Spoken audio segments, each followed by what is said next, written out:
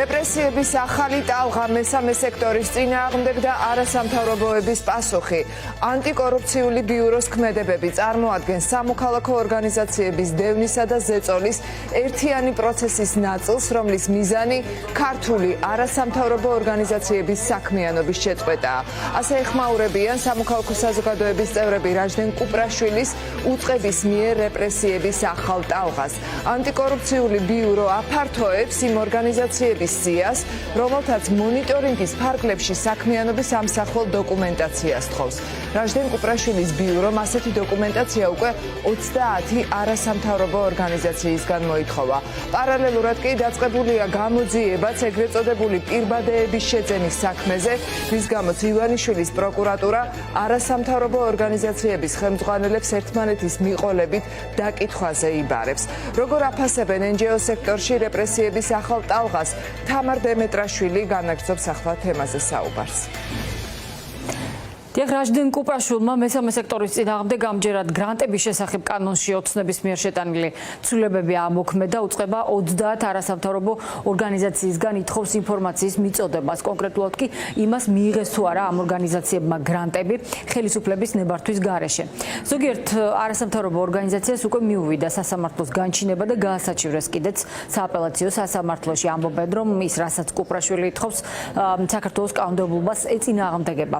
ამასთან დასძენენ, რომ ამ ყველაფრის მთავარი მიზანი ქვეყანაში არასამთავრობო სექტორის საქმიანობის მაქსიმალურად შეზღუდვა და საბოლოოდ მოსპობა.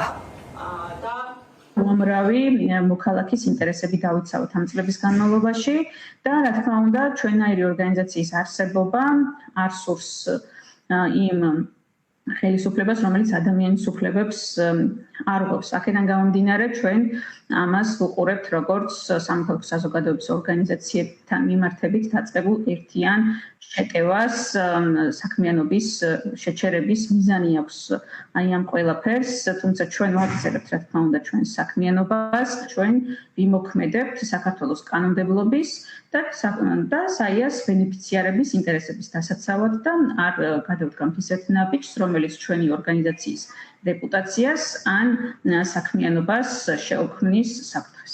ეს გადაწყვეტილება, რომელსაც ეს უწყება ითხოვს, არის ზოგადად დაუსაბუთებელი, თუ რა მიზნით დაიწყო მონიტორინგი ამდენი ორგანიზაციის წინააღმდეგ. ჩვენ მოვითხოვეთ ასევე ჩვენ ორგანიზაციის შესახებ ინფორმაცია, თუ რის საფუძველზე დაიწყო, ესეთი ინფორმაცია არ გაუზიარებია და ანალოგიური ტიპის მოთხოვნა უკვე სასამართლო განჩინებითაც არის გამოტანილი, მიუხედავად იმისა, რომ უმეტესობა ჩვენ ორგანიზაციამ აცნობა, რომ არანაირი გრანტი ამ პერიოდში არ მიუღია და მის მიერ მოთხოვნილი ინფორმაცია არ შეესაბამება დასაბუთებული ვარაუდის სტანდარტს. შესაბამისად, მაინც აგრძელებენ ამ წარმოებას, ზოგ ორგანიზაციას უკვე სასამართლოდანაც მივიდა განჩინება და ჩვენ ამას განვიხილავთ როგორც ორგანიზაციების ზეწოლის ერთ-ერთ მთავარი ინსტრუმენტს და იარაღს და ერთიანი პროცესის ნაწილს, რომლის მიზანია, რომ ორგანიზაციებმა შეწყვიტონ საქმიანობა. ეს უკვე მეორე შემთხვევაა, როცა რაჟდენ კუპრაშვილი უკვე საკანონმდებლო ბერკეტების გამოყენებით უტევს მესამე სექტორს. პირველ ჯერზე მან მესამე სექტორის 8 ორგანიზაციას დაავალდებულა ინფორმაციის მიწოდება, თუმცა მათგან უარი მიიღო. ამჯერად უწყებები 30 ორგანიზაციას გაეგზავნა მაყურებელს. იმასაც შევახსენებთ, რომ აპრილის თვეში, მიმდინარე წლის აპრილში ოცნებამ გრანტების შესახებ კანონი შეცვალა, რომლის თანახმადაც მესამე სექტორის ორგანიზაციებს ოცნების თანხმობის გარეშე საერთაშორისო გრანტების მიღება საერთოდ დაეკრძალათ.